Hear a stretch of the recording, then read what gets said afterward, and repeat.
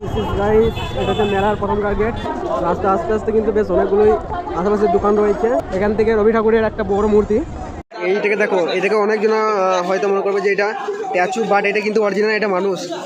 এর ফেসটা দেখে বুঝতে পারবেন, এটা কিন্তু অরিজিনাল মানুষ। এখন এলাম একদম যেখানে নাগরদোলাগুলো আছে। তো বাহ, নাগরদোলা কিন্তু দারুণ রয়েছে কিন্তু।